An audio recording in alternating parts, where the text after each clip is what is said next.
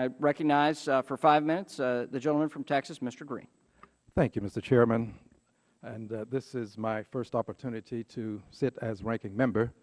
I think it appropriate that I take a moment to thank the many persons that made this possible for me to have this opportunity. And I want to assure all that I take this opportunity seriously. And I also want to let those who are consumers know that I understand that consumers have rights, and those who are in the financial services community understand that I'm very much aware that the members of the financial services community have needs. And it's our responsibility, our duty to balance the needs and the rights of consumers and the needs of those in the financial services community. And I'm honored to have this opportunity to do so. I also want to thank the chairman. Mr. Chairman, thank you so much for the amiable, amicable way that we have been able to work thus far. For those who may be interested, he and I had dinner together. It was most enjoyable, I must tell you. And we plan to have dinner again, assuming that our schedules can match up, and my belief is that we can do this. And I certainly appreciate you purchasing the dinner as well. Very kind of you, and I'll buy it next time. This is why we're having dinner again. I also would like to thank you, Mr. Chairman, for your opening statement in this sense of, while you and I may not agree with our opening statements, you have stayed to the topic that you called to my attention for this hearing today. And I think it's exceedingly important that we do our very best to stay on target, stay on focus. And if we do this, while I'm sure this hearing will be exciting to a good many of us, it may be boring to a lot of other people, because it really deals with a report that we have received from GAO. And the report has recommendations.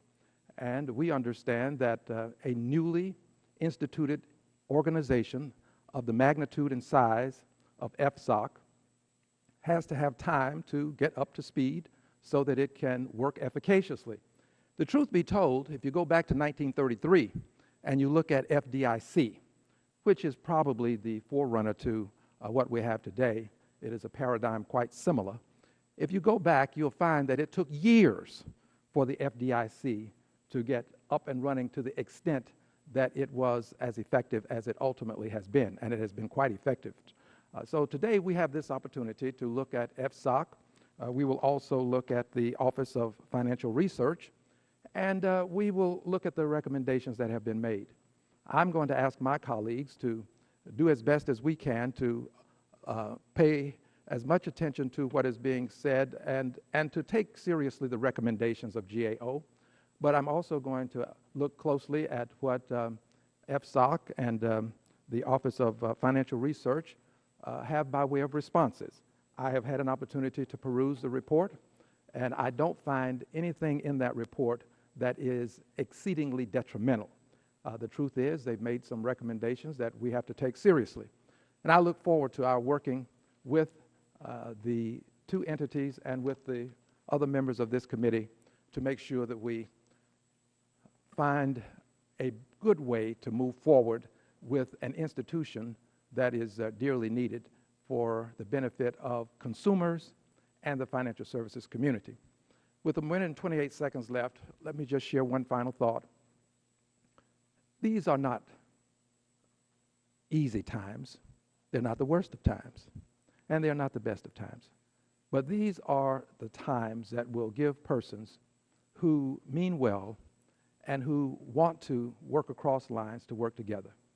I'm going to do all that I can to work with the chairman and members across lines so that we can work together for the benefit of the American people. While we may have opinions that will differ, it's my belief that there is so much more that we can agree on, and we ought to try to find the things that we agree on and work together. With this, I will yield back the balance of my time, Mr. Chairman, and thank you very much for convening the hearing. I thank the ranking member.